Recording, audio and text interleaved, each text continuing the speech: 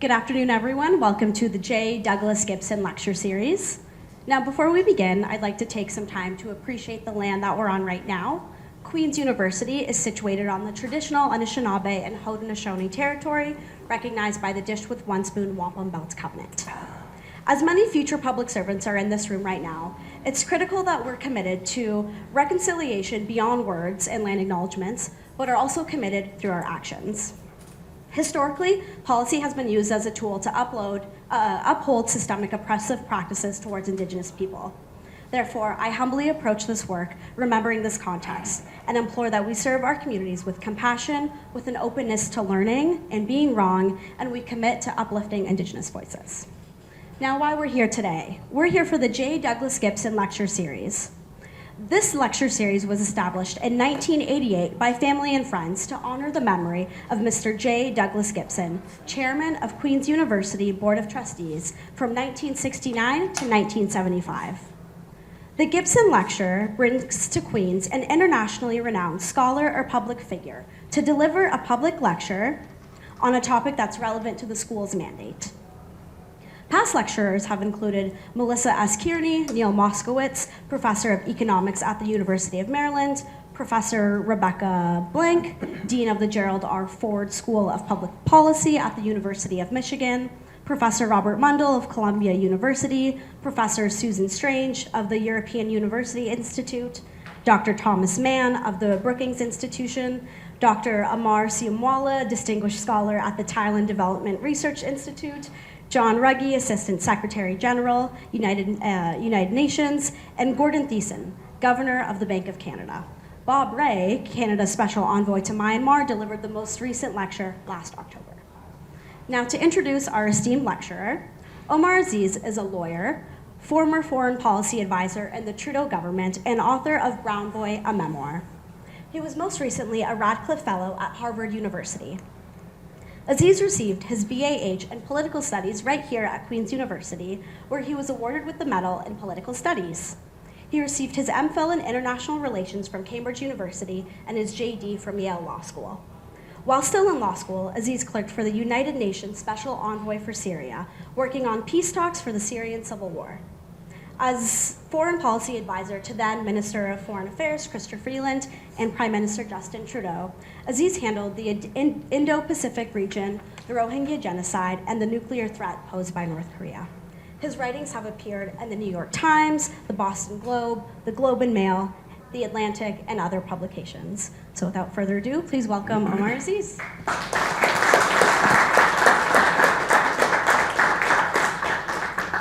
Well, thank you for that very kind introduction. Can everyone hear me all right? Yes? Thank you to everyone for coming, joining us on a Monday evening.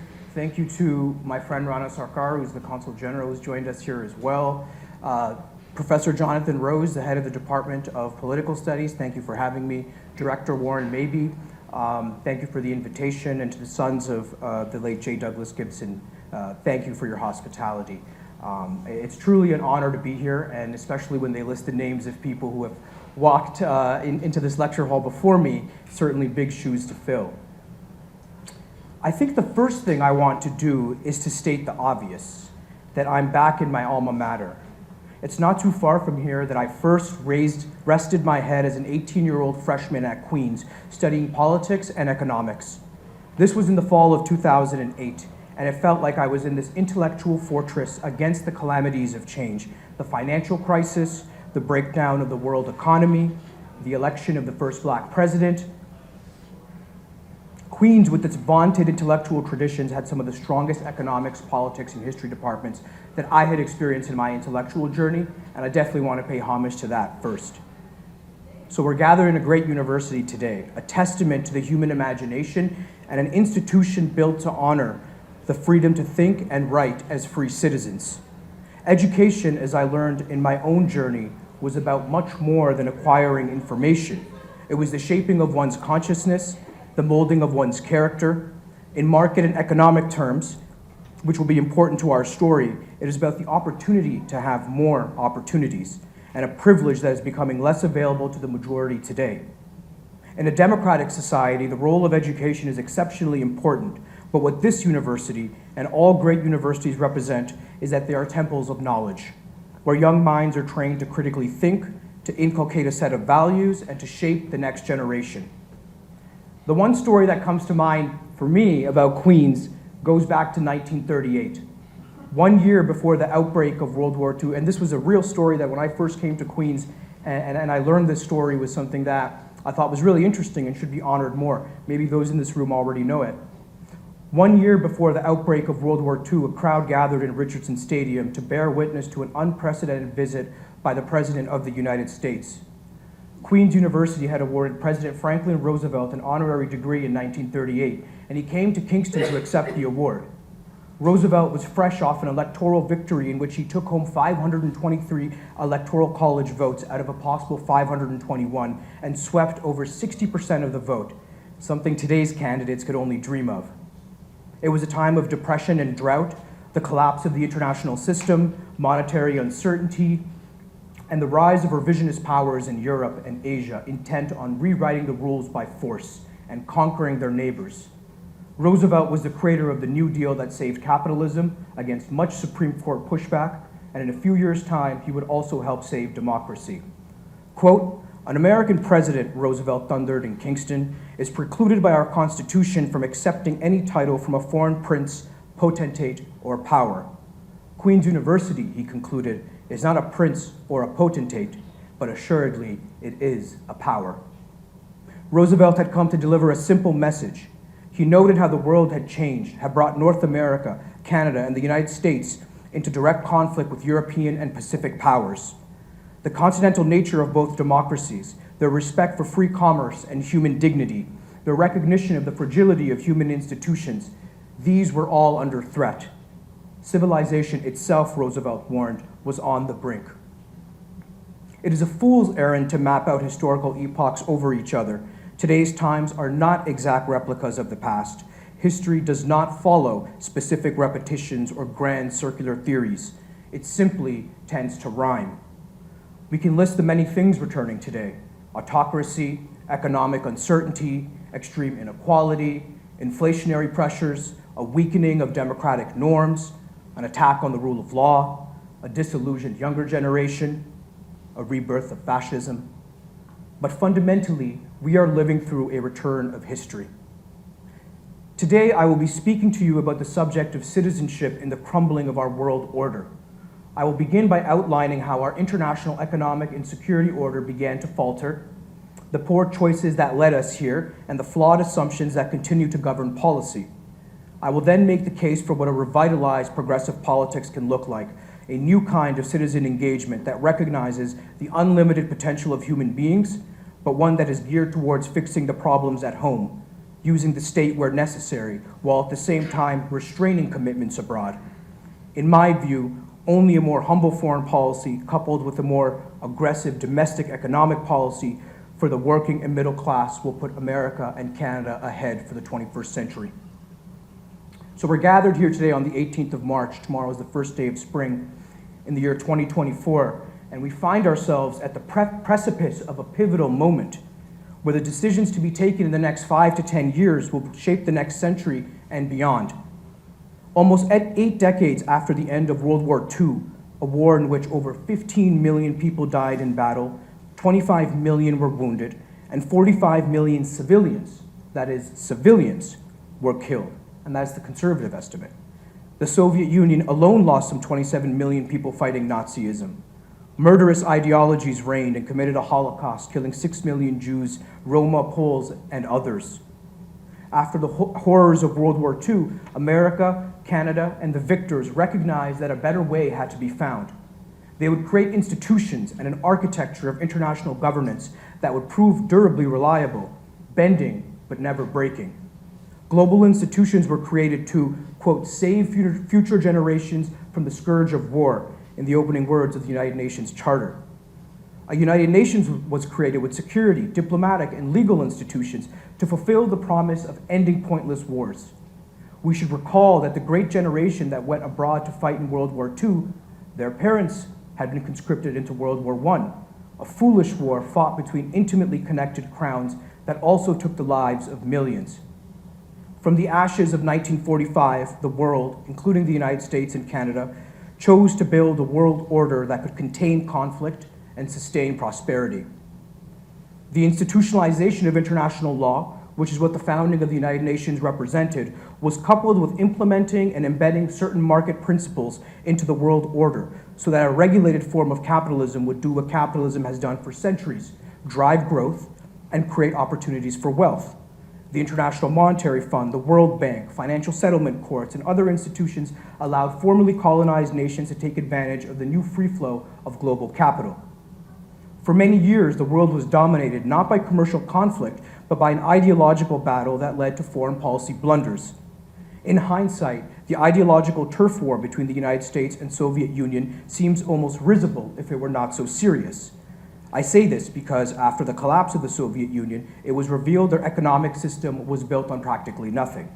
They were not an industrial powerhouse, they were not regionally unified, and the great sign that a polity is fractured and disunited is the need for dictatorship of any kind.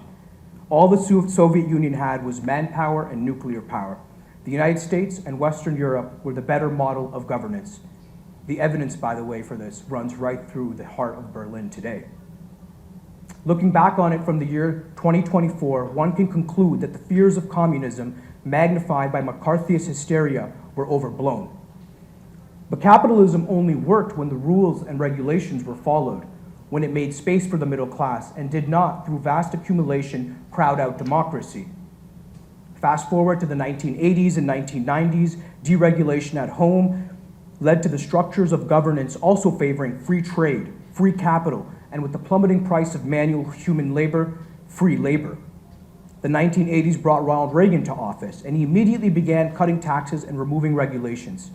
Though presenting himself as a fiscal conservative, the deficit and debt would balloon under Reagan's watch.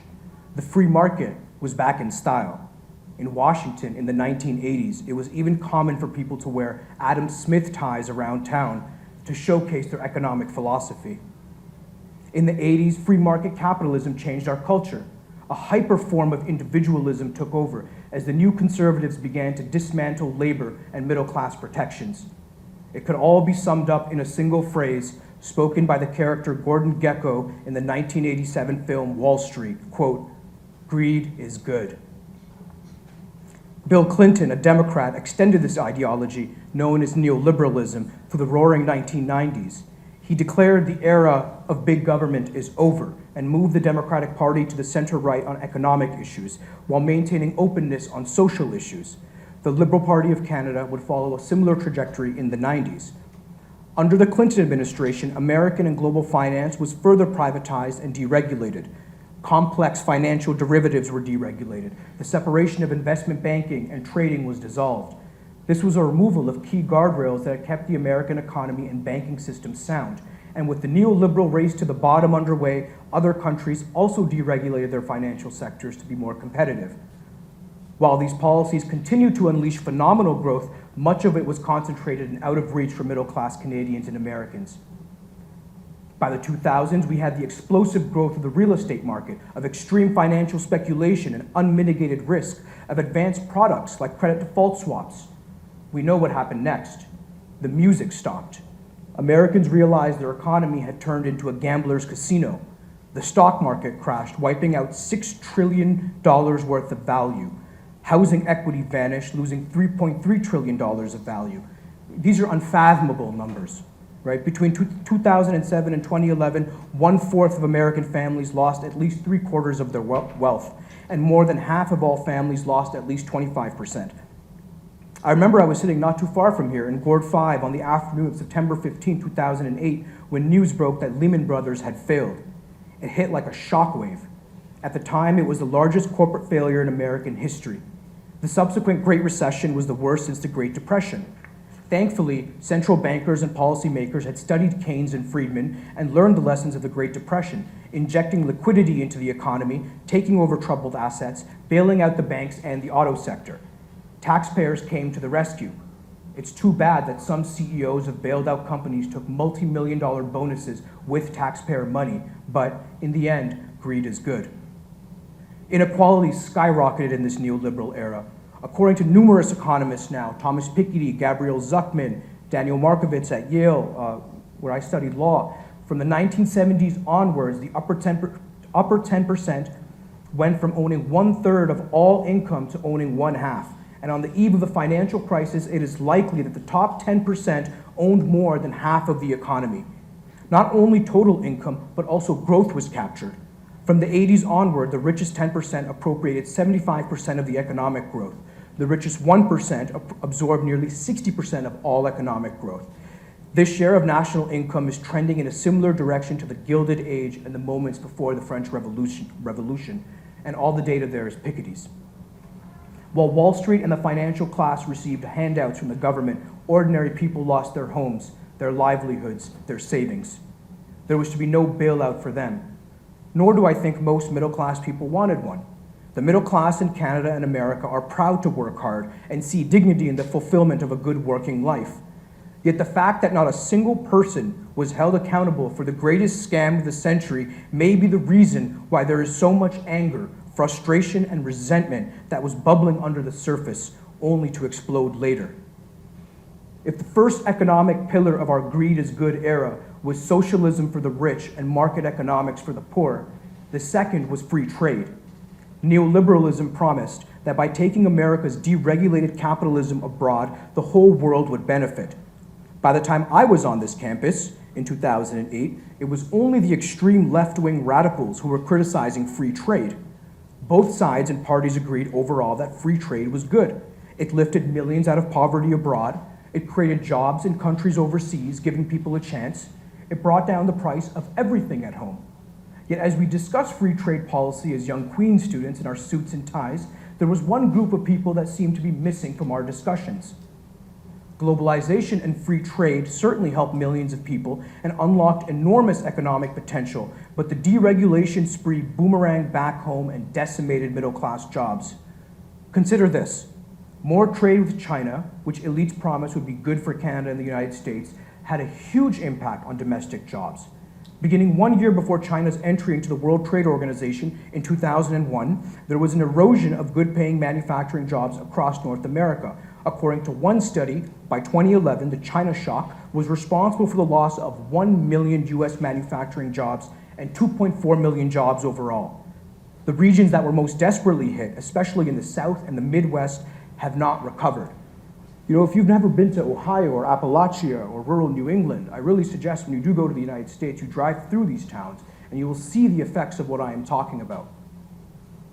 In Canada, meanwhile, economic integration with China cost the country over 100,000 manufacturing jobs, itself over 1/5 of total manufacturing job losses.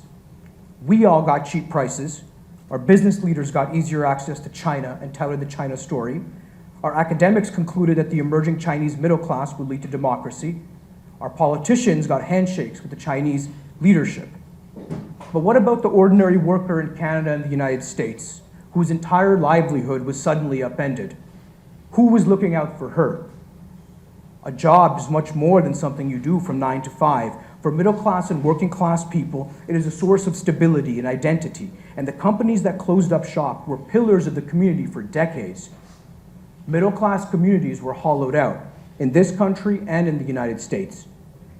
One of the effects we see of this today is the mass opioid epidemic and the immense loss of life. Last year, over 112,000 Americans died of drug overdoses, a first in history. Some of the hardest hit groups now are young people and people of color. In Canada, between 2016 and 2019 alone, there are over 12,000 opioid-related deaths. These are not accidental. These are what have been called deaths of despair, people turning to lethal painkillers because the solidity of middle-class life has been taken from them. At some point, we must ask, what is the pain they are killing? It is a psychological pain, an economic pain, the consequences of easy drugs and Purdue Pharma criminality, yes, but also the decimation of the middle class, the disruption of middle-class life, and the feeling that the rug has been pulled from under them. Studies have found that where serious job losses have occurred, marriage rates fall, fertility rates fall, and basically every social indicator tends to fall. So the classes have widened and come apart, with the wealthy able to capture the lion's share of trade and growth, while the middle class is left to fend for themselves. And through this entire period, middle-class income growth has basically been flat. One study has found that class stratification now is so extreme that it produces inequalities that are comparable to the inequalities of racial segregation under Jim Crow. The elites preach free trade and free markets, added a dose of multiculturalism and diversity, and sold this package to the electorate without a question or a concern for the potential devastation of workers at home. To be sure, economic gains were significant in this time. Many were lifted out of poverty. Life expectancy around the world has increased. Basic material needs are going up. But the paradox of progress is that the gains have not been equally shared, and that often it was our neighbors and friends and countrymen who lost their jobs and way of life. And it is young people today who feel that their futures have been, pardon the pun, mortgaged. And elite policymakers often haven't helped. Here's my favorite example. At the World Economic Forum in 2016, as they put it, in what was meant to be a positive campaign, and this is true, they said, quote, "You will own nothing and you will be happy." You will own nothing and you will be happy. You know, any author who says that, they're free to give their life savings to charity and then preach an economic progressivism. What they're not free to do is to tell everyone else who didn't have social or economic capital that they'll basically be renters their entire life and own nothing and be happy. With thinking like this, soon we'll all become populists. Of course, the financial meltdown was not the only thing millennials and Gen Z and young people today lived through growing up. The other was the war on terror, a perpetual, ceaseless, geographically unlimited, technologically advanced war on the concept of terror itself. The United States went to war in Iraq in 2003, roughly around this time, 21 years ago, on false premises and dubious promises. The Iraq War provoked the largest anti-war rallies in history at the time, but in the end, it wasn't enough. Most of the people who launched that war are fading now, and it is unlikely that anyone will ever be held accountable. Over 4,000 American soldiers died in this brutality, and over 500,000 Iraqis perished in the aftermath. Once again, these are all probably undercounts. The costs of these wars also will be extortionate, over $10 trillion in the future, and will be the burden of future generations, the people in this room and your kids and their kids. The 9/11 attacks, of course, were horrific and traumatizing, it is true, but they provoked such an overwhelming backlash that the international order itself would begin to crack up. The war in Afghanistan, once called the war of necessity, fared no better. Prime Minister Stephen Harper, to his credit, realized this early enough, and after championing the war on terror, announced the withdrawal of Canadian forces from the NATO mission in 2012. After 20 years of expending American and Western blood and treasure, what happened?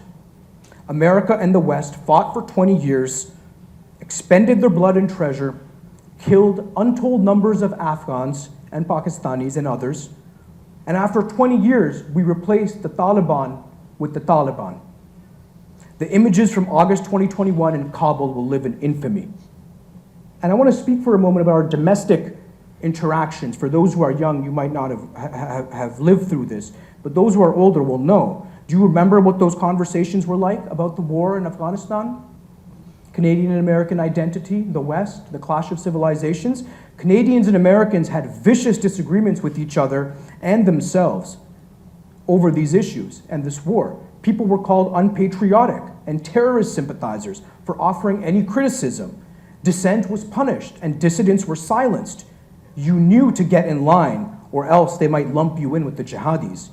For Muslims, Sikhs, Arabs, and brown people writ large, a surge of racism, xenophobia, and discriminatory violence.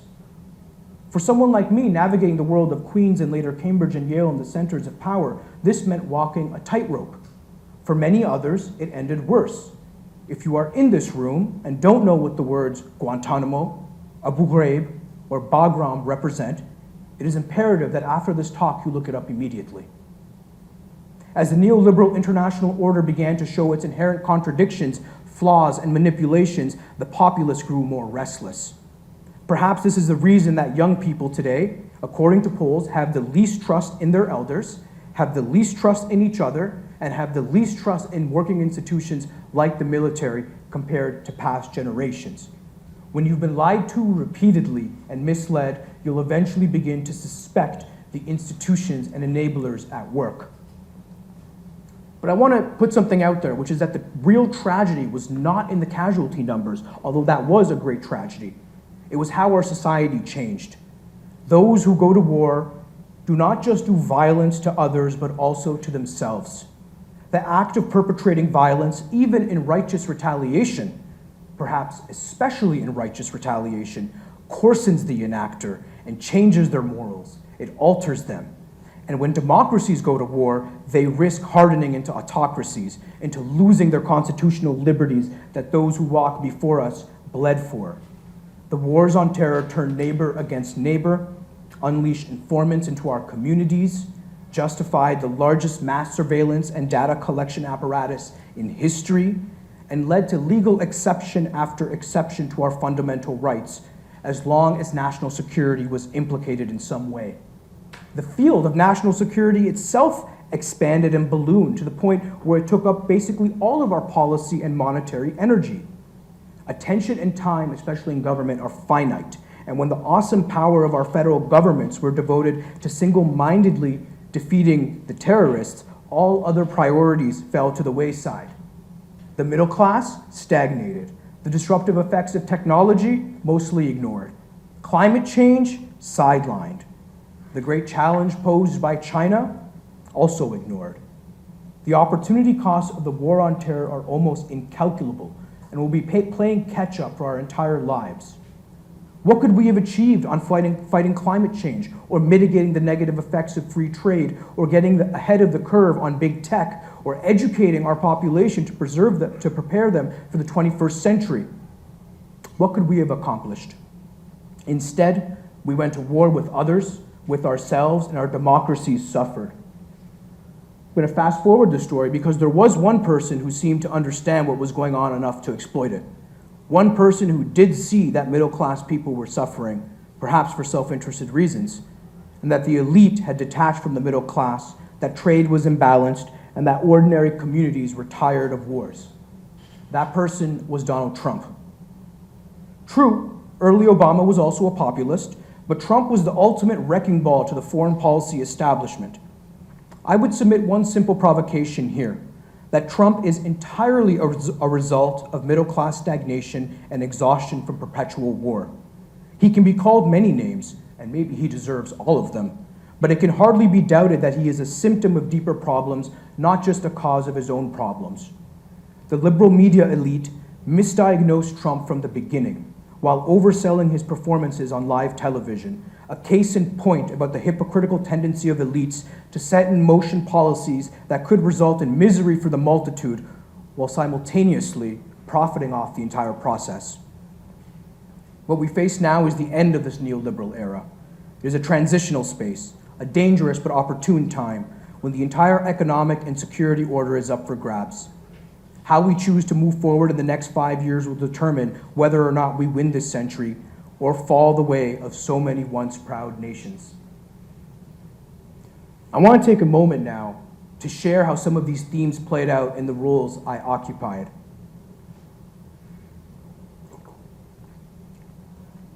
A decade ago, I began my law studies at Yale, and one of the first people I met there was Jake Sullivan. Jake is, of course, President Biden's national security advisor. In one of our earliest conversations, he said, with conviction, that the number one technological, security, and economic competitor for the United States was China. No question. At the time, the counter-argument may have been just as likely, that other threats from the Middle East or cyber or Russia were more paramount. Yet it was a statement that would apply to Canada and the West as well. I more or less accepted the neoliberal premise and even believed in military intervention throughout my education. Canada had been a leader in this respect, for example, with the responsibility to protect, something we don't hear too much about these days. Even if R2P was ultimately too broad, and I was a critic, there was an overriding moral sense that the liberal order had to be sustained, and that meant stepping in when a mass slaughter was occurring. In 2015, I served as an advisor to the United Nations Special Envoy for Syria, At the time, the position was held by Mr. Staffan de Mistura, who had been a leading UN envoy to Afghanistan and Iraq. The first special envoy was the late Kofi Annan, followed by Lakhdar Brahimi, a great Algerian diplomat. So it signifies the importance of this role. At the time, the Syrian civil war had been ongoing for just 4 years, but Assad, the president of Syria, had killed tens of thousands of people, displaced millions, used chemical weapons, and cynically released terrorists from prison to infiltrate the Syrian opposition. I worked out of Geneva in the Palace of Nations. In fact, the Special Envoy's office was in the former headquarters of the League of Nations. And every day I felt the haunting legacy of the interwar years and the great stone edifice constructed to save future generations from the scourge of war. When the Special Envoy went to Damascus, I was told there had been a, quote, welcome message for him and us. The staffer in Geneva turned his monitor to me. It showed a map of Damascus with little red circles dotted in all the places where explosions and bombs had conveniently gone off while the Special Envoy was in town to meet with Assad. I had a vague enough role on the team, which I found has served me well in my career. Job titles matter less than the autonomy to come up with ideas and solutions, and a work culture that rewards those who think outside the box. Otherwise, bureaucracy and diplomacy ossify, groupthink takes over, and advisors are managing up and pleasing their bosses rather than thinking strategically about an issue from all angles. What I found was tangible peace proposals on the table, but there was little incentive for Assad and later Putin to engage with us. The American president had made clear that he was disinterested in Syria, and though calling for Assad to step aside would impose no costs or penalties on the regime. There was neither stick nor carrot, so the Assad regime stalled the talks for as long as possible. We had come up with parameters and guidelines in the end, but by that September, Putin intervened in Syria, and you could say the rest was history. While serving at the UN, I found an international order that was only as good as the states willing to back up their principles with action, willing to invest presidential and head of government energy into complex diplomatic initiatives, and were able to rally allies and adversaries alike in the interests of peace. By the time the Russian invasion of Ukraine rolled around in 2022, I had stopped believing that military intervention was always a sound or prudent decision, or that expansionism of military alliances would not provoke a reaction. Foreign policy decisions that could alter the circumstances of life and death should be taken cautiously after studying viable alternatives and hearing dissenting views. I was beginning to see the world order rupturing and policymakers reverting to failed assumptions about the future. In 2017, I began serving as a foreign policy advisor to then Foreign Minister Chrystia Freeland, working closely with and often out of the Prime Minister's office. This was the first year of the Trump administration, and there was a lot on our plate. Trudeau had been Prime Minister just 2 years.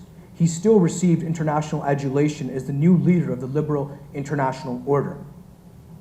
I worked through the renegotiation of NAFTA, the threat of nuclear war with North Korea, the mass slaughter of civilians in Burma, the rise of a new India, and the cumulative challenges posed by artificial intelligence, cyber and nanotechnologies, and the landscape of change that would impact work and national security for years to come.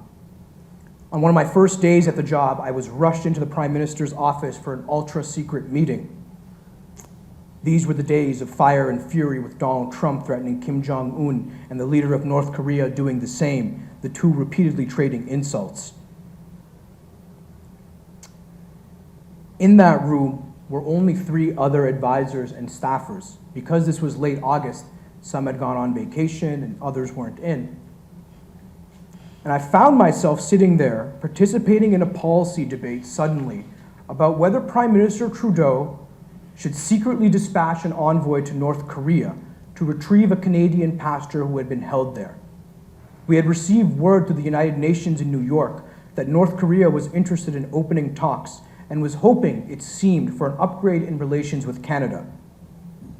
We're sitting there, and I'm growing nervous. Suddenly, the Prime Minister's chief advisor turned to me and said, "The PM has to make a call in 30 minutes. You're the new Asia policy advisor. What's your advice?" I probably shouldn't say the word that I thought of immediately. There's moments when you realize there are no other rooms with adults in them making decisions, that these are the rooms, and you have to trust that your training, intuition, character, values, and judgment will line up. I advised to send the envoy, and eventually, thankfully, our pasture was secured. I learned later that we had also delivered a message to the North Koreans via the National Security Advisor to President Trump, General H.R. McMaster. The United States did not seek regime change in Pyongyang. Arguably, that single message may have started a positive domino effect that led to the Trump-Kim summits a few years later, the opening of the hotline to South Korea, and the de-escalatory steps that were subsequently taken. The lesson for me was that diplomacy should always be given a try. On another issue, I worked closely with Ambassador Bob Rae when he was appointed the Prime Minister's Special Envoy to Myanmar. I had been making the case internally to use the phrase ethnic cleansing to describe the mass killings of Rohingya Muslims by the Burmese state. As usual in the minister's office, there was pushback, but I found more isolated silos rather than a coherent debate. As things began to stall, it was ordinary communities that began voicing their outrage. Across Canada, Muslim and other South Asian communities, human rights groups, and church groups were denouncing the violence in Myanmar. This put good pressure on us to act. Minister Freeland and the Prime Minister later used the term ethnic cleansing and then genocide to describe the bloodshed. The appointment of Ambassador Rae was a good first step, and what I learned was how the levers on the inside can be tapped, how the bureaucracy can be moved to action, how leadership and clear strategy can put the powers of government to help make the world a better place. And key to this is pressure on us from the outside. Did Canada's actions then immediately stop what was happening in Burma? No, but it shed a light on the inhumane violence and put Canada's international credibility and moral authority on the line by calling a spade and describing what was occurring in Burma accurately. Sound strategy can also make for good politics, but without the pressures we faced, without the litany of op-eds decrying the bloodshed, without the disruptive protests, things would have moved much slower. Ordinary people organizing out of outrage that human rights and democratic principles are being trampled upon have a constitutional right in this country to make their voices heard, and political leaders only respond when they feel pressure. This is the first iron law of politics. Arguably, one of the major failings of democracy in North America, one of the key reasons why the financial crisis happened, why regulation is poorly done, why the loopholes in the tax code exist, and why senseless wars continue is because we have an elite capture problem. The elite are the ones who have access to political leaders. They are the ones who can shape what the laws will be. I know this because when I was a foreign policy advisor, they had my number. When the public bursts out in frustration and democratic protest, it is because the elite and the political class have ignored them for so long, ignored what's before our own eyes, and choked off all points of political expression, such that constitutionally protected protest becomes the only avenue. Remember, in this election year, it is the elected leaders' duty to make the case for why they should be returned to power or to win it again. It is not the public's job to acquiesce to demands of rulership or to grant power without a fair contest or to simply go along with any leader because they have been frightened and conditioned into doing so. And today, we see the breakdown of the international order in the devastation in Gaza. Over 30,000 Palestinians have been killed in Gaza as a result of Israel's bombardment, most of them women and children. A staggering 85% of the population of Gaza, almost 2 million civilians, have been forcibly displaced. 90% of Palestinians are facing starvation in Gaza. Hungry Palestinians are resorting to eating animal feed. And all of this while the world watches and no one is able to stop or do anything. Let me be very clear. October 7th was a horrific attack, a terrorist attack. And any nation state has the right to respond to take out the perpetrators and organizers of such violence. But Israel did not have a right under international law or common morality to destroy most of the civilian infrastructure of Gaza, to bomb such a large population of civilians, to desecrate Palestinian graves, to rummage through the underwear of Palestinian women, to display the vengeance for the world to see, and then to shoot at Palestinians when they are hungry. We can argue the merits of whether this is genocide until we are blue in the face. I've written papers about it, policy memos on it. We can go over the notions of specific intent and evidentiary standards and international court rulings. But what is indisputable at this stage is that Israel has committed war crimes in Gaza, and these should be described as such. Running a World War II-style anti-civilian bombing campaign is unacceptable today, no exceptions. As one noted writer put it, quote, "Never before have so many witnessed an industrial-scale slaughter in real time, yet the prevailing callousness, timidity, and censorship disallows, even mocks, our shock and grief." End quote. Ordinary people, all of us, have seen the videos and carnage from Gaza, and then seen how our politicians talk about Gaza. I'm glad that President Biden is now putting pressure on Israel, publicly displaying his frustrations, sanctioning extremist settlers who have stolen Palestinian land and killed over 400 Palestinians in the West Bank since October 7th. But why did President Biden tell his staff in October not to use the word de-escalation or restore calm? Why did he call Palestinians counting their dead liars? Why is he continually supplying tens of thousands of weapons to Israel, including 2,000-pound bombs, knowing how they will be used? The Biden administration has organized over 100 arms transfers to Israel since October. It has notified Congress of just 2 of these transfers, staying under notification requirements, keeping the details of Western transfers away, weapons transfers away from the public, and flouting the law's spirit, if not its letter. I would submit that the Biden administration, if they want to make their case to the public that their foreign policy is succeeding, should come out and actually affirmatively show the weapons transfers they have made. They're hiding behind the law, and they're keeping this deliberately away from Congress in direct violation of the statute on the books. Historically, it was Republicans like George H.W. Bush and his Secretary of State, James Baker, who put pressure on Israel when it went too far. Allies respond to pressure. It is the norm of international diplomacy. When the United States uses its leverage, Israel, or any country, listens. But President Biden chose a bear hug strategy that, if anything, gave Netanyahu license to do much more than he would have done otherwise.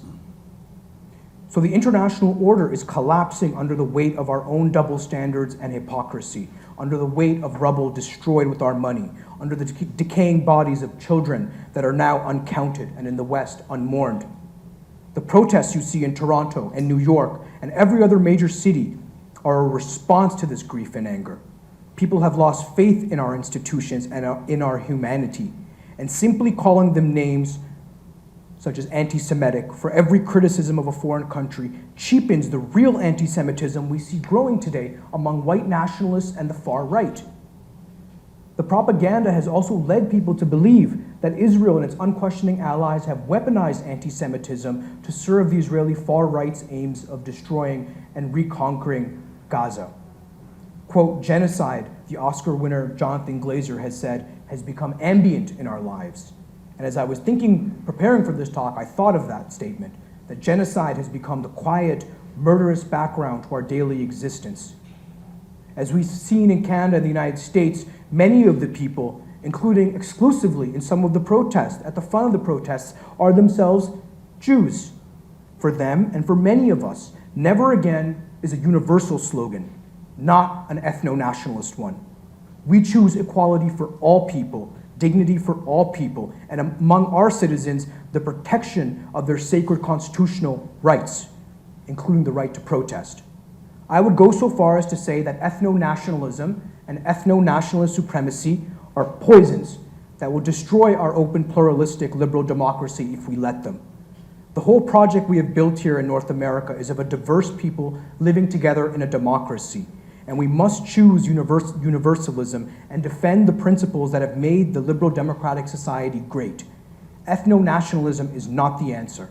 Ethno-nationalism undermines the open society. It attacks the constitutionally protected rights of free speech and protest. It demands that we follow a script and a set of talking points, and that we deny the evidence of our own eyes. And it threatens to punish those in the in-group who raise concerns and deems as enemies those in the out-group.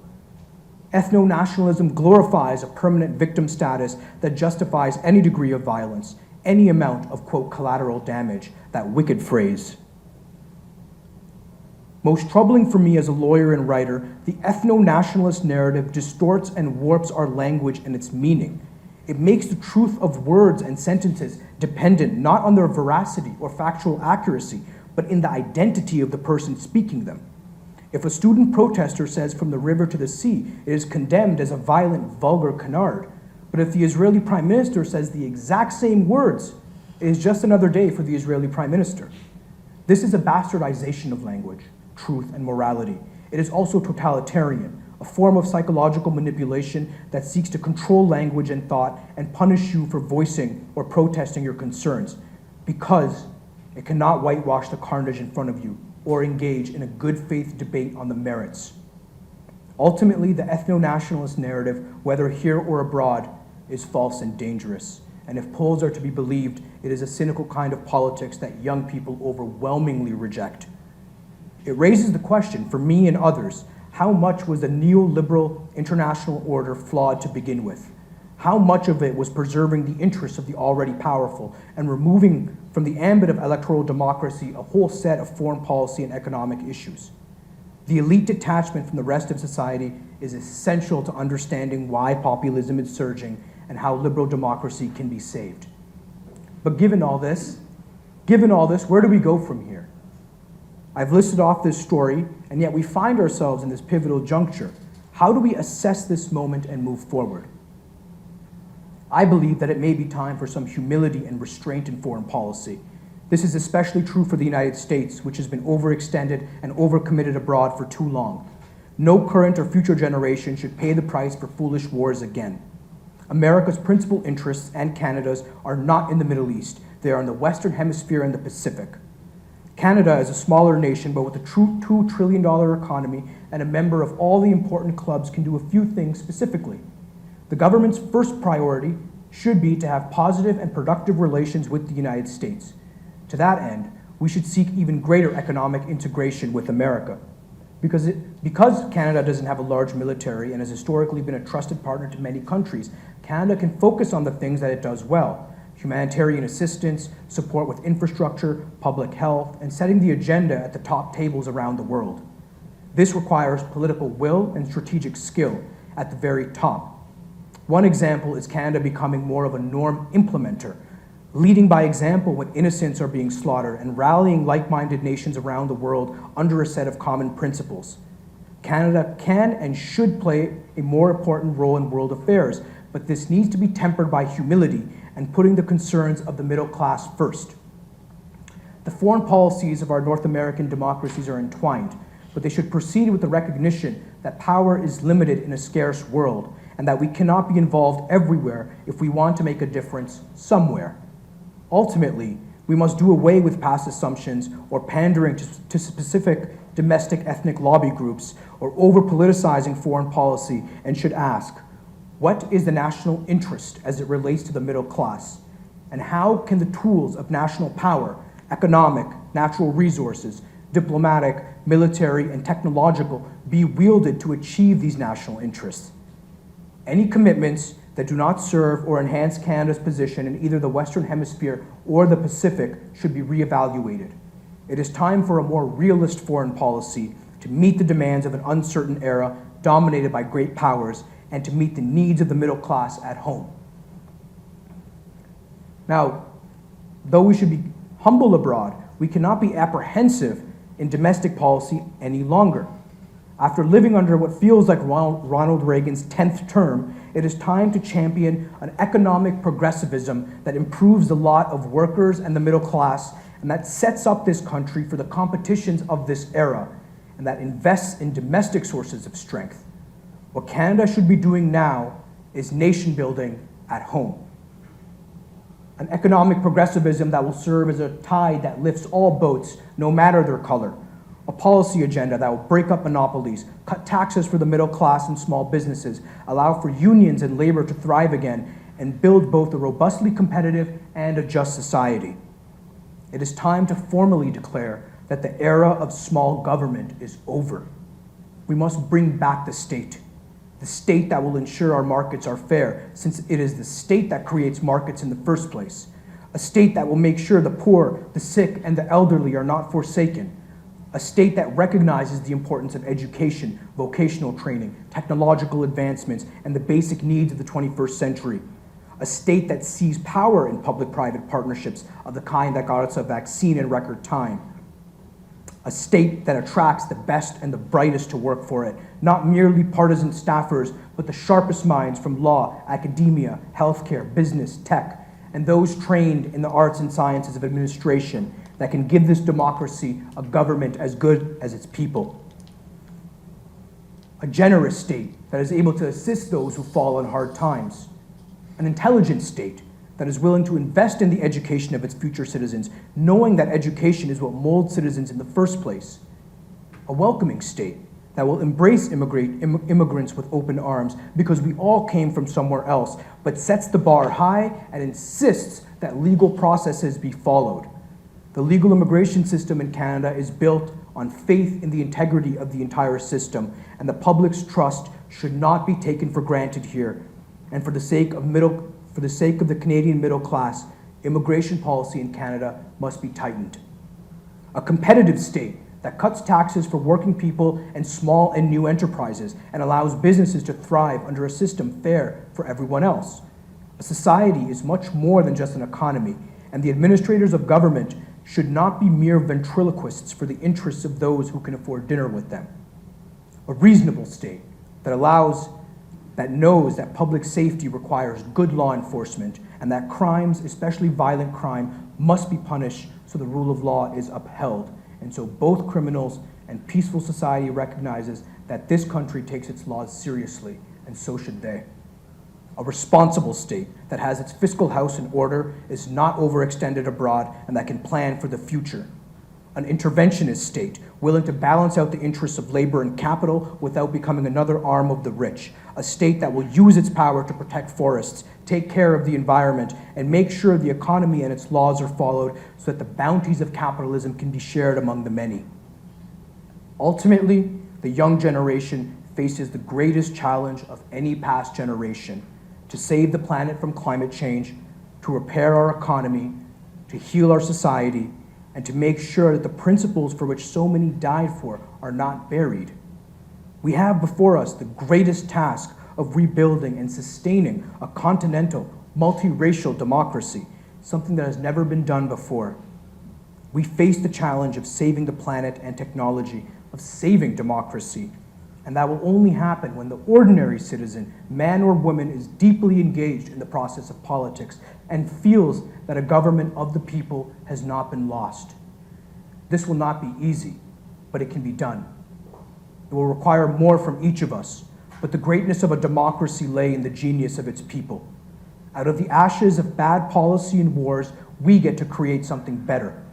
It is now a responsibility and a duty to ensure that this democracy and this planet are protected.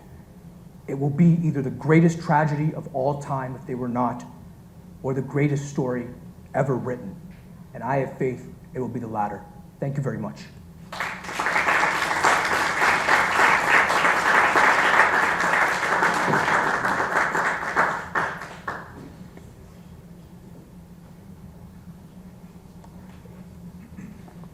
I'm sorry if I was speaking too fast. I had a lot to say. No, we thought it was a perfect speed, and thank you again, Mr. Aziz, for actually speaking on this topic. It is a very, I would say, a very important topic for today's day and age, and it is something to really take for the future. We'll be now opening the floor for questions, but before we actually open up to the audience itself, I have one question in particular. Something that resonated with me in your speech was that there's been a loss in trust with the young generation in terms of governance. And I think you also had mentioned that there just has been too many people who felt like they lost that trust because only those in power, those who have the economic, social, and also political power are the ones who actually can get a say in. For example, you had mentioned that they have your number, for example. Right. So we've noticed that there has been a lot of protesting that has taken many months to even years. And over time, people have lost that battle of attrition in caring about an issue, and just they kind of come to the point where they would say, well, what's the point? How do we get more of these people to really believe in governance again and to believe in the cause they're fighting for? Well, look, the 1960s saw one of the most disruptive protests of any era, with the civil rights movement, student protests against Vietnam, and I think political leaders need to be receptive to it. You know, since I'm on the record here, I mean, this part's being recorded as well, right? Okay, so I do want to say, because, you know, I spend time in the United States, and over there, the notion of individual rights and freedom to protest and freedom of speech are very strong. The First Amendment is a very strong protection. And when I come to Canada, it's always strange to me to see Canadian politicians condemning protests. I mean, it's one thing if you condemn the ideas that the protesters are protesting for, or if you disagree with them. But it's quite another to see commentators and political leaders who hold office condemning protesters as anti-Canadian. Now, thankfully, those MPs are few and far between, and maybe they're frustrated because they either never made cabinet or underperformed when they were in cabinet. So I don't think that that response is an accurate one, though. We have fought, and our forebears fought, to have these rights implemented into a charter and a Bill of Rights before that, and they're very, very important. They are citizen rights, and no politician should be able to stand in this country and condemn protests for protesting. I think, though, political leaders, from the Prime Minister to political staffers, should be responsive to citizen concerns. I know when I was in government, you know, if an issue had come up in, say, Minister Freeland's constituent office, just because I'm a foreign policy advisor doesn't mean I'm not going to try and address that, because everything is connected, right? But I do think that, look, if they don't listen to you, keep protesting, right? I mean, as Obama said when he left office, he hasn't repeated it since, but the most important office in a democracy is the office of citizen. So, you know, and cabinet ministers, the Prime Minister, members of Parliament, they work for the public. They're public servants. Something I always tried to remind myself when I was in government was that this was a temporary office, right? So don't get too attached to it. And it belongs to the people out there and not to us. Thank you for the answer. And I think that is a great lesson for everyone to take moving forward in terms of actually continuing to fight and also fighting for the rights that you had mentioned that are entrenched already in our Constitution. So it is our right to do these moving forward. In terms of opening the actual audience or the questions to the audience, is there anyone who has a question? We'll be walking around with the mic itself.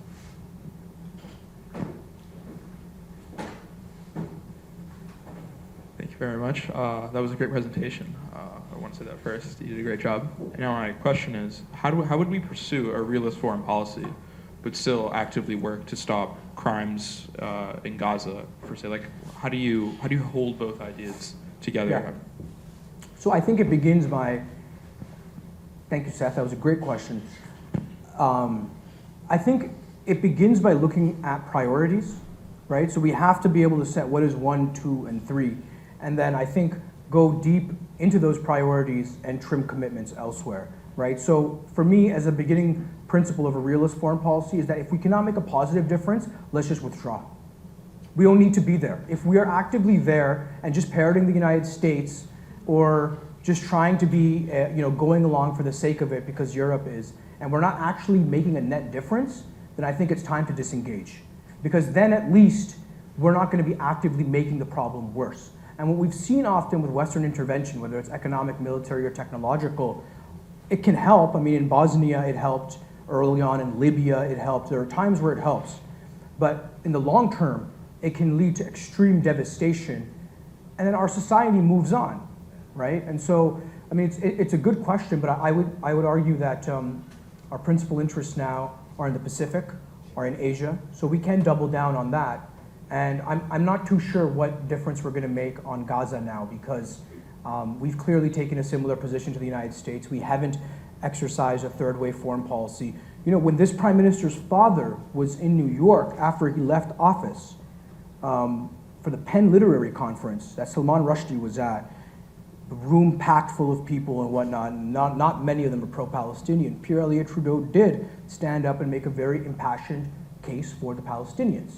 Right? So it's there, and many people do share that sympathy. But from a foreign policy perspective, if we're just over there to expend resources without a clear policy or end game, I suggest we remove ourselves from that. Well, then I guess, how do you balance your actual foreign policy commitments? But then, if we were to say, if we were to say not to actually do anything on Israel because only really the U.S. has that power, how do you not have cynicism and despair build that our state of Canada is now standing on the sidelines and we're not actively at least trying to make a difference? Yeah. Like, how do you balance the two? Yeah, I mean, there's been a lot of devastation paved, with the right intentions and good intentions in mind. In fact, basically every war intervention we can think of, the policymakers had really good intentions, right? I just look at our Israel policy now over the last 10 or maybe even longer, 20 years. Prior to the 90s, we were a little bit more balanced. Stephen Harper really politicized it, but we haven't done anything as being a plus net good. Like, we haven't actually improved the situation. We've often made it worse, and we have filtered all of this through domestic politics, right? So, look, I don't think we should necessarily just cut and leave and not be involved at all. I mean, there's humanitarian avenues we could help with, there's logistics that we could help with, and I think there's a moral authority. If the Prime Minister wants to lead the world and stand up and make a speech on what Canada's proposal for a two-state solution is. Maybe you've seen the phone call with President Macron and Putin before the Russian invasion, right? Like, France is not like a dominant country in the world or anything, but leadership through political will can stand up and be able to guide a situation. So I think we're doing the worst of both worlds. We make these idealistic pronouncements and then we don't follow through or do anything with them. So I would suggest we either don't make those ideological pronouncements and state the truth like what it is, including removing ourselves from a situation that we have not made better after all these months and years, right? The occupation of the Palestinians didn't begin on October 7th. So if we haven't made a situation better, and in areas where we do want to make it better, we have to invest political will, resources, and that starts at the top. And it also includes having a thought out strategy, right? Like, I just think it's not helpful if we haven't thought through what an Indo-Pacific strategy is or a China strategy is right now. I do have ideas on how Canada could play a specific positive role in Gaza, but I think ultimately that's going to be for the United States to move the ball on, and it seems to be that they're doing that. But internationally, I don't think people view Canada as a moral kind of leader anymore. I don't. I think that we don't have the military power of the United States, we follow a similar policy, and we don't carve out another way, So it's going to take some time to correct that. Yeah. But it's an important paradox because it's at the heart of it, right? It's like, all right, we want to do all these things, but then also we want to be realistic about it. And so that means that we have to prioritize and look at things that are immediate, medium term, and long term, and then make decisions based on that in a world of scarcity. Whereas since the 80s, for Canada and the United States, it's been be everywhere if you want to, right? Other people are going to bear the cost. Hi, thanks for that great talk. I guess I want you to look forward a little bit. So within 18 months, we could have a change in government at the federal level in Canada.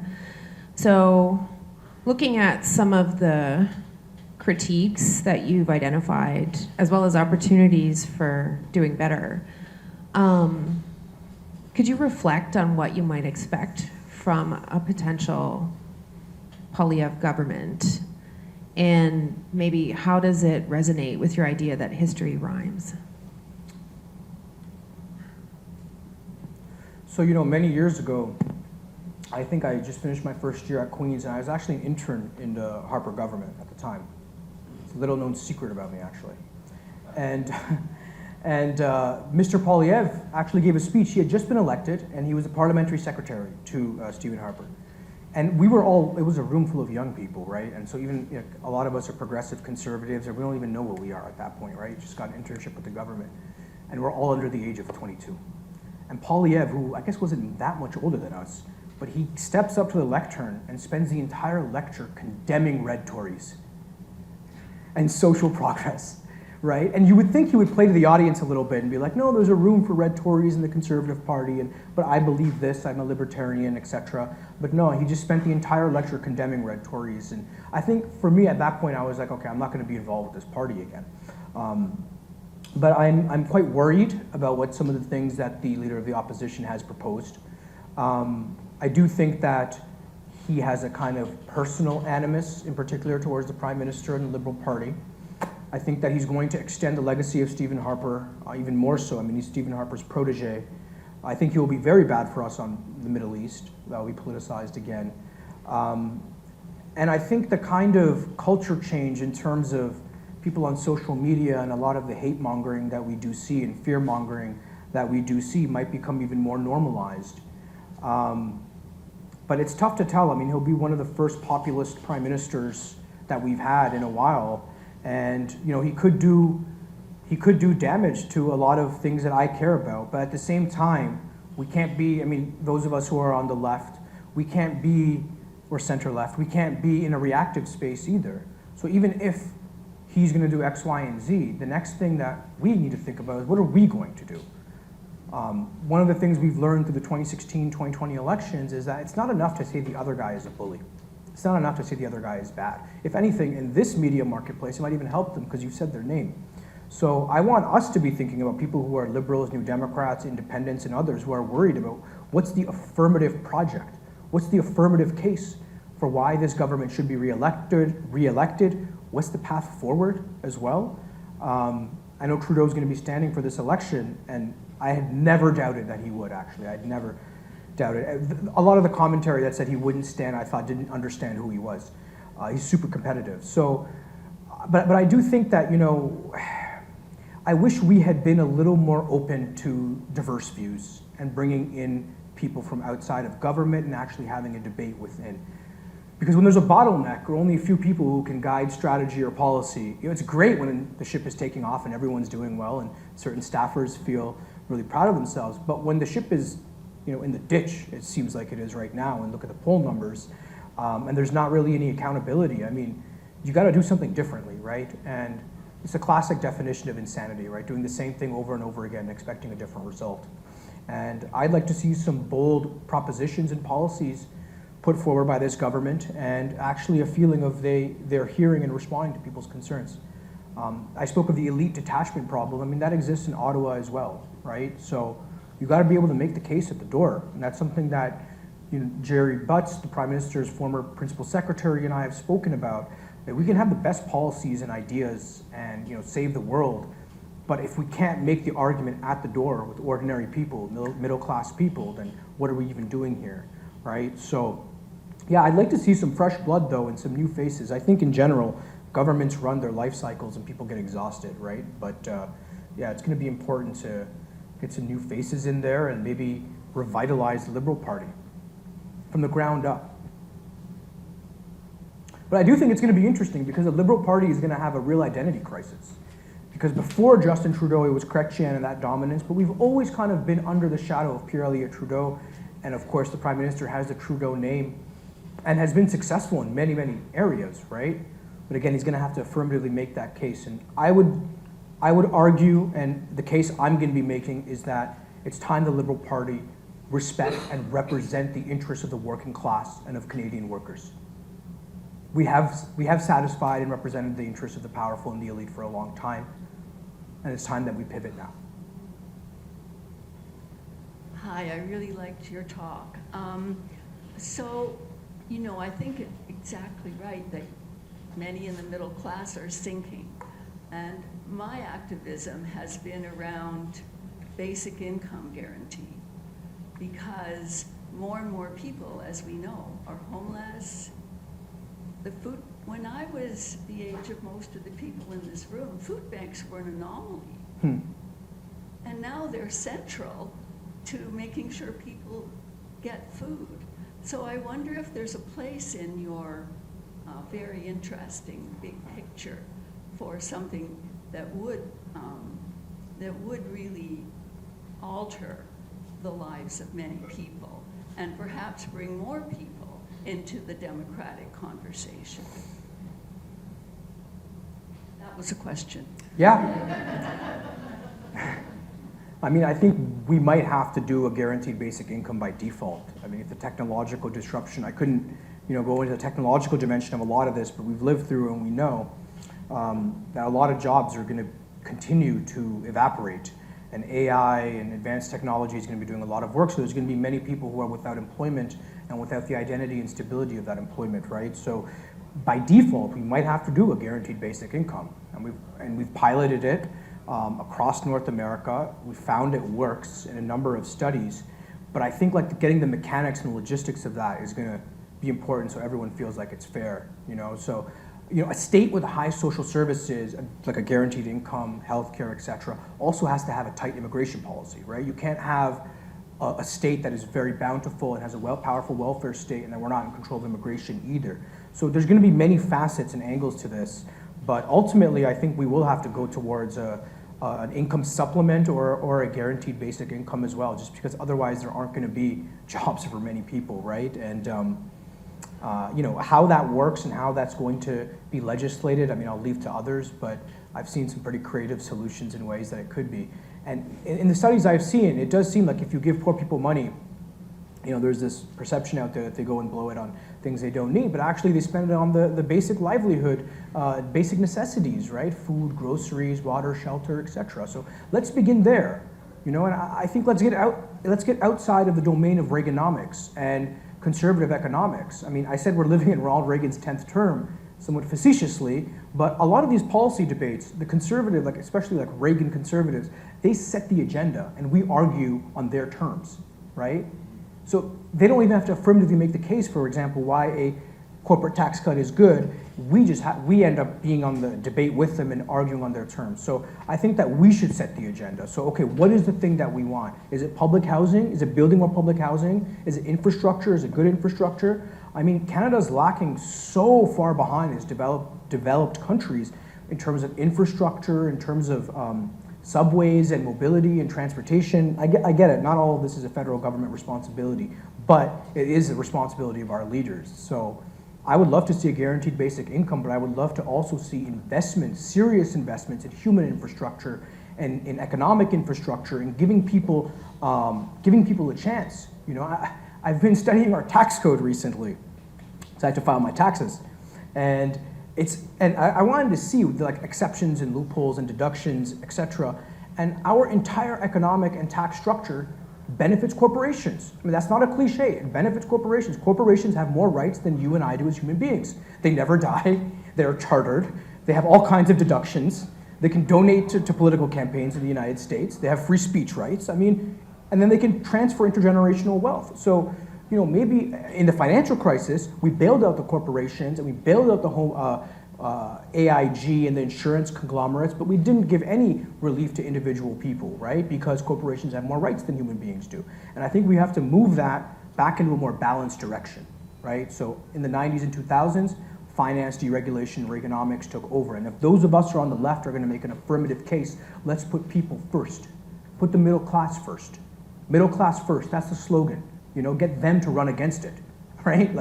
But you have to have experienced middle class troubles as well, right? You have to have felt like what it feels like when your parents are stressed because a certain payment might have been missed, or immigrants trying their hardest to make a decent living, or sending kids to college and university. If you haven't experienced this, if you've lived an entirely post-economic life in a bubble, it's going to be difficult to sympathize and empathize with people who are really struggling right now. And what people right now understand intuitively, old and young, new generation, old generation, I think we intuitively understand when someone isn't being real with us. Maybe it's the mediation of technology and growing up with so many people talking in scripted ways, but it's almost like when a politician comes on a screen and starts talking like a politician, it's like 80% of people will just tune out, including young people. And that's actually one of the strengths of Pierre Poilievre, is that he can speak to people directly, even if you disagree with him. But I'd like to see a basic income, and I want to see even more progressive, transformational economic policy. I don't want incrementalism anymore, or centrism, or arguing on the turf that the conservatives or right-wingers set. They win that debate every single time, right? And Chrétien and Martin moved the party to the center, and maybe that was necessary, but I think that it's time to champion not socialism necessarily, but progressivism, right? The great progressive tradition, right? That got women voting rights, that broke up the trusts in the early 1900s, that instituted a number of social policies that improved our society, public education, public high school, access to college and university. These things allowed us to grow and become a country, right? If we turn our back on them, no one else is going to address it. We're going to end up leaving a moth-eaten, weak state to our children that won't be able to deal with the challenges of the 21st century. So, I have a question around, I want you, if you could comment on democratic engagement. The reason I was so drawn to your book is your unique voice in this space. In that, for example, many of my friends' kids are pursuing STEM in university, etc. You talked about the notion of the intersection, certainly around having new blood in government and all those intersections. But I think that going back to the question is really, what does that look like to you for Canada in that democratic engagement as citizens? We're a very large country, very diverse, large urban centers, very unique democracy, aren't we? Yeah. And so the question is, what does engagement look like? Well, to increase, Yeah. what does that look like to you? Yeah.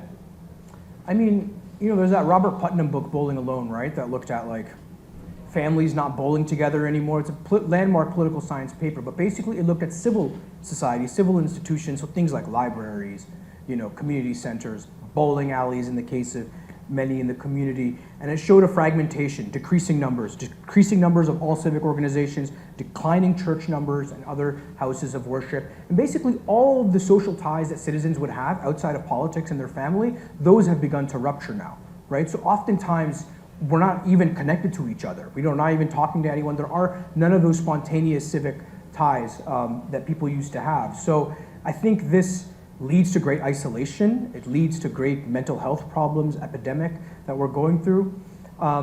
Look, I think that we have to invest in institutions and on solidarity and community, right? Like part of the 80s Reaganomics legacy was a hyper form of individualism, which by the way, the Republicans don't even have anymore. Even they want more spending on their preferred policies and don't want to cut retirement spending. And so we've completely moved away from this idea that was pretty common like a decade ago here, even a little bit more with Stephen Harper, just cut taxes for the rich and we're going to cut spending as well for everyone else, right? I would think building newer and healthier civic ties are important, and maybe that won't come in the form of that we've seen it, right? Maybe it's going to be you and others who are going to have to start organizations and companies and nonprofits that can bring people together, serve as facilitators, and have a mission and agenda. There's a real need for people, by the way, right now, finding purpose. So any organizations that you would create, that we could create, would help serve that. I also think, though, and this might be a little bit controversial, but I do think bringing back faith, like traditionally modern faith, religious institutions, giving people a spiritual stake in the game as well, right? Because we have that need, and you see alternative spirituality now taking off, you see in certain Christian areas, but I think that function that the church played historically needs to be replaced with something that's also communal and spiritual and, inculcate certain morals. I'm not saying everyone should go to church, but I think that we need to be thinking about the community and purpose and meaning for many people, right? Because on the far end of this, we have these deaths of despair, and before that, the depression crisis and isolation, right? So I think we got to change our whole ethos. We've got to move away from this shareholder dominance, short-termism, financial deregulation, and we have to think about community. We have to think about stakeholders. We have to think about citizens. We do just have time for one more question here, so I'm going to pass it to Nathan here.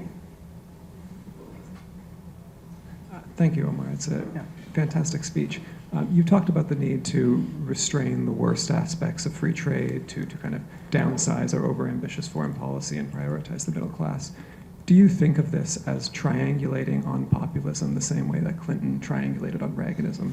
Or in other words, are we risking letting the populace set the terms of the debate?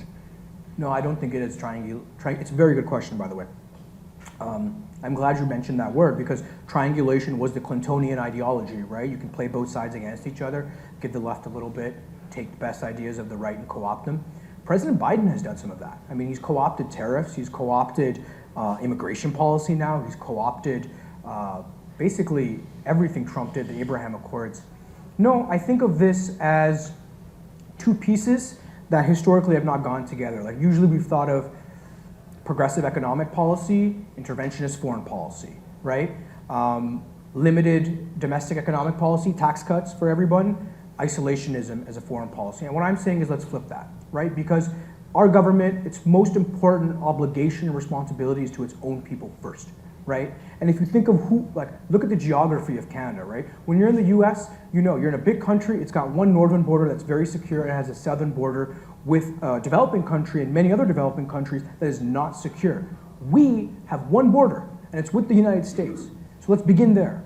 More economic integration, maybe greater labor movement, right? Make it even easier for Canadians. I mean, labor movement wasn't on the agenda for NAFTA, it was off, but I think thinking along these lines, and so I think the case for an aggressive domestic economic policy, to me that's pretty self-evident, especially after the last 20 or 30 years, that we should invest in domestic sources of strength and production and capabilities. You know, I thought it was frankly embarrassing that Canada had no domestic vaccine capabilities in production during the pandemic.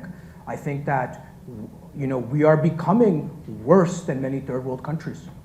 I mean, and I don't mean that pejoratively. I mean, if you go to Asia and other countries, you're gonna see they are much more advanced than us. So when Trump and the populists make this case to people and people resonate with it, I'm a little befuddled why liberals and elites get so upset by it. Like, they're recognizing the truth. I do think I haven't seen anyone propose both sides, though, of like a more realist foreign policy and a more interventionist economic policy. But I wouldn't call it triangulation, I would call it necessity. We need to be more restrained abroad. We need to be thinking long-term strategically where we can make a difference and then intervening there, right? Lester Pearson wasn't trying to be some international arena god. I mean, he had specific issues and crises that came up, and he was able to address them. The government was able to address them. So we've done this before, but I think if we restrain ourselves, prioritize in foreign policy, and really think about the national interest from the perspective of the middle class, that will free up attention, time, and resources to also be looking at domestic policy, because these two things are connected, right? You know, if you go and study foreign policy or work in foreign policy, often no one's talking about domestic policy. People who talk about domestic policy, no one's talking about foreign policy. So bringing these worlds together coherently and making an affirmative case, right, for why we should be defending Ukraine, what we should be doing in the Middle East, what is the policy on China. Like, being able to do these things, I think, are super important to ordinary people, because the foreign policy elite is very disconnected from the average person. But I would say that on the domestic front, this is what we need to do. We have to do it. On the international front, I didn't get a chance to go into the rise of the great powers, but you know, Russia is, if it might be a declining power, but it is a regional superpower. Like, historically, for thousands of years, Russia was an imperial power in Eastern Europe. So it wants to take up more space. China, for 2,000 years, 4,000 years, has been a dominant civilization. Just to deal with China alone is going to be such a significant geopolitical challenge that we can't be distracted here, there, and everywhere, right? And even with morality, you know, personally, I don't think that gender theory should be raised in trade negotiations. You know, like when we were doing the NAFTA renegotiations, we should have just cut a minimum deal. And I don't even think we should have allied with Mexico, to be honest, but that's a separate conversation, only because they were going to cut their own deals secretly, right? We have one major trading partner. We have one border. Like, we should be able to get our foreign policy straightened out at least. And if we're going to make moral commitments, then let's follow up on those. Otherwise, the world is just going to keep rolling their eyes at Canada, which is what's been happening. And if we can't do that, let's at least get our domestic policy straightened out so the middle class actually gets ahead and feels like they have a shot. You know, one thing I would do is very, very low taxes for small and new enterprises. If you start a business in Canada or you're going to get ahead, it's not acceptable if the taxman comes and takes 50, 60% immediately. So we have a brain drain problem. People go to the UK and the US and elsewhere. Let's build a functioning society here at home. We have a big country, right? Continental, but only 35 million people. We can do this. We have social infrastructure. We can actually do this. And I think dispensing with some of the mediocrity and low standards and always telling Canadians that they should be happy if they get half a loaf, I think it's time to move past that and have an ambitious government, an involved government, interventionist government that's able to affirmatively make the case and appeal directly to middle class and working class people. You know, we work for the people ultimately, right? We shouldn't forget that. Thank you. Thank you for elaborating. So I think I can speak on behalf of everyone here when I say that that was a very inspirational speech. So thank you so much, and thank you everyone for joining us for this lecture today. So on behalf of Queen's University, School of Policy Studies and Political Science, we just wanted to thank you with this gift. Thank you. And please join me in thanking Omer for his wonderful lecture. Thank you. Thank you very much.